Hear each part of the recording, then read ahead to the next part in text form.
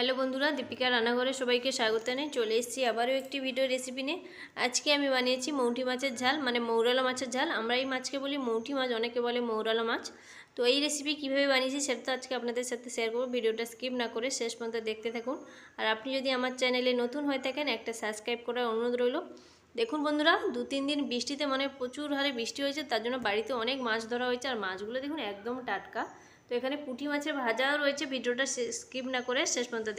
পুঁটি মাছে ভাজা করেছি মুচমুচে করে, খেতে খুবই ভালো লাগে। আর এখানে দেখুন মানে এখান থেকে আমি বড় বড় সাইজের বেশ কটা মৌটি মাছ আর পুঁটি মাছ বেছে নেব, দিয়ে বাদবাকি মাছগুলোকে রেখে দেব। দেখুন বন্ধুরা, কতগুলো মাছ ধরা হয়েছে, আর মাছগুলো কিন্তু একদমই টাটকা, সবে ধরা হয়েছে। এখান থেকে বড় বড় সাইজের মৌটি মাছগুলো আমি বেছে নিলাম। মৌটি মাছ আর পুঁটি মাছ, এই মাছগুলোকে এখন আমি কেটে নেব। তো বন্ধুরা, মাছগুলোকে কেটে নিয়ে চলে এলাম। দেখুন পুঁটি মাছের মানে এখন তো বর্ষাকাল যেহেতু, তার জন্য প্রত্যেকটা মাছের পেটে কিন্তু বীজ থাকে এই বর্ষাকালে, আর এই বীজগুলো খেতে খুবই ভালো লাগে। এখন মাছের মধ্যে লবণ হলুদ মাখিয়ে নিলাম ভালোভাবে। মৌটি মাছের মধ্যে আর পুঁটি মাছের মধ্যে আমি লবণ হলুদটা মাখিয়ে নিলাম। দেখুন, আর এই পুঁটি মাছের ভাজা খেতে খুবই ভালো লাগে। একটু লঙ্কা গুঁড়ো দিয়ে ভাজা করলে খেতে খুবই ভালো লাগে। এক থালা ভাত খেয়ে নেবেন আপনি এই মাছের ভাজা, এতটা সুন্দর লাগে। আর এখানে দেখুন আলু কেটে নিয়েছি, যেহেতু আলু দিয়ে আজকে মাছের ঝাল বানাবো। আদা রসুন কাঁচা লঙ্কা একসাথে বেটে নিয়েছি, ধনে জিরে।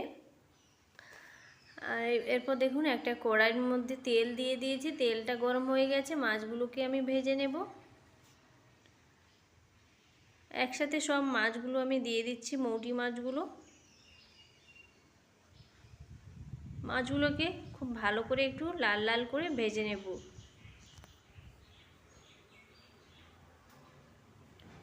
মাছগুলোকে দু পিঠ উল্টে খুব ভালোভাবে ভেজে নিতে হবে।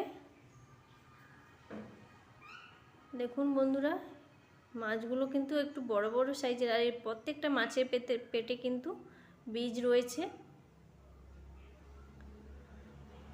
মাছগুলোকে খুব ভালোভাবে লাল লাল করে দেখুন ভেজে নিয়েছে। আর দেখতে দেখুন একদম মানে দেখেই বুঝতে পারছেন মাছগুলো একদম কড়া করেই ভাজা হয়েছে।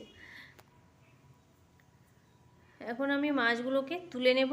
আবারও কড়াইয়ের মধ্যে একটু তেল দিয়ে আমি পুঁটি মাছগুলোকে ভেজে নেব। পুঁটি মাছগুলো যেহেতু ভাজা বানাবো, তার জন্য পুঁটি মাছের মধ্যে একটু লঙ্কার গুঁড়ো মিশিয়ে নিলাম। এবারে আমি পুঁটি মাছগুলোকে ভেজে নেব।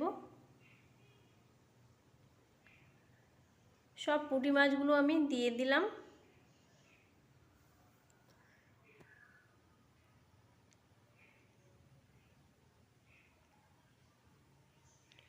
সব পুঁটি মাছগুলোকে খুব ভালো করে লাল লাল করে একদম কড়া করে ভেজে নেব। এই পুঁটি মাছের ভাজা কিন্তু খেতে খুবই ভালো লাগে।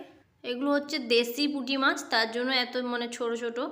দেশি যে কোনো জিনিসই খেতে ভালো লাগে। দেশি মাছ, দেশি মুরগি, প্রত্যেকটা মানে দেশি জিনিসটাই খেতে ভালো লাগে।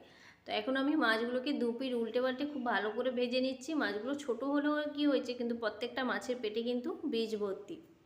তো এই পুঁটি মাছের ভাজা কিন্তু খেতে খুবই ভালো লাগে। মাছগুলোকে খুব ভালো করে লাল লাল করে ভেজে নিলাম। এখন আরও একটু তেল দিয়ে মাছগুলোকে লাল লাল করে ভেজে নিয়েছি। মাছগুলো বেশ মুচমুচে হয়েছে। এখন আমি মাছগুলোকে তুলে নিচ্ছি। দেখুন বন্ধুরা, মাছগুলোকে সব তুলে নিলাম। মাছগুলো ভাজা হয়ে গেছে। কড়াইয়ের মধ্যে আবারও একটু তেল দিয়ে দিলাম ফোড়নে জিরে, আর দিয়ে দেব কেটে রাখা পেঁয়াজ। এখন আমি মাছের ঝালটা বানিয়ে নেব। পেঁয়াজটা দিয়ে পেঁয়াজটাকে খুব ভালো করে একটু লাল লাল করে ভেজে নিতে হবে।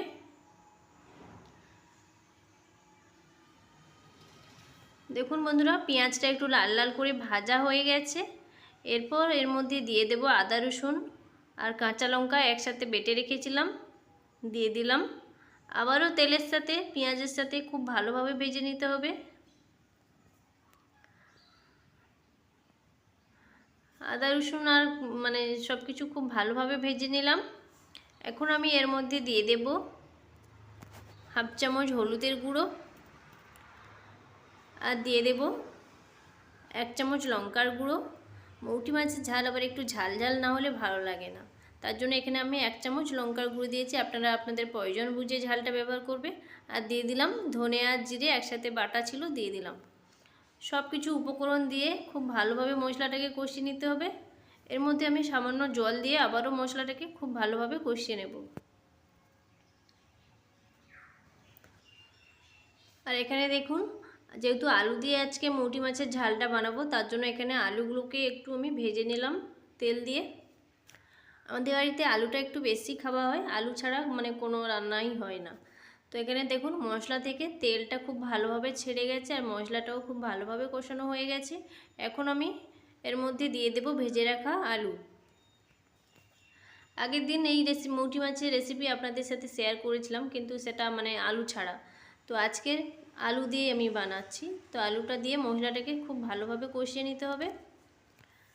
আর এর মধ্যে দিয়ে দিলাম স্বাদ অনুযায়ী লবণ। লবণটা দিয়ে আবারও সব কিছুর সাথে খুব ভালোভাবে নাড়াচাড়া করে কষিয়ে নিতে হবে।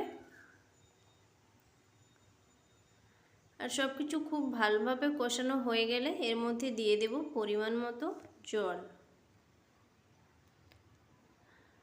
রান্নাটা আমি যেহেতু মানে খুব বেশি মানে ঝোল রাখবো না, আবার খুব বেশি শুকনো হবে না, তো সেরকম মানে মাপ বুঝে জলটা দিতে হবে। আলুটা সেদ্ধ হবে সেরকমভাবে জলটা দিতে হবে। এর মধ্যে এবার দিয়ে দেব জল।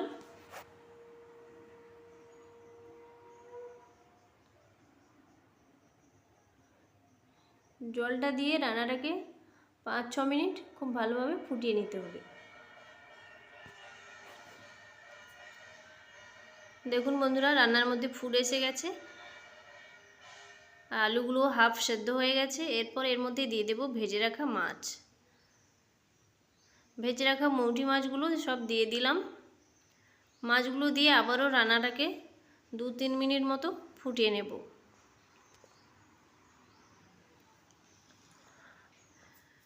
আলু আর মাছ খুব ভালোভাবে আবারও ফুটিয়ে নিয়েছি, আলুগুলোও খুব ভালোভাবে সেদ্ধ হয়ে গেছে। এরপর আমি ওপর দিয়ে দেব সানরাইজের গরম মশলা।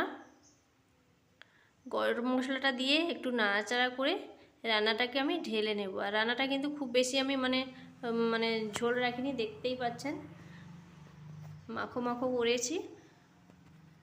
রান্নাটা আমার রেডি হয়ে গেছে, ঢেলে নিলাম একটা পাত্রের মধ্যে। আমার এই মৌটি মাছের ঝাল কেমন লাগলো একটা কমেন্টে জানিও, বন্ধুদের সাথে শেয়ার করে নিও। আর মানে পুঁটি মাছের ভাজা কেমন লাগলো একটা শেয়ার করো, কমেন্ট করো। আর একটা সাবস্ক্রাইব করার অনুরোধ রইল। ফিরে আসছি অন্য কোনো ভিডিও রেসিপি নিয়ে। ভালো থাকবেন, সুস্থ থাকবেন।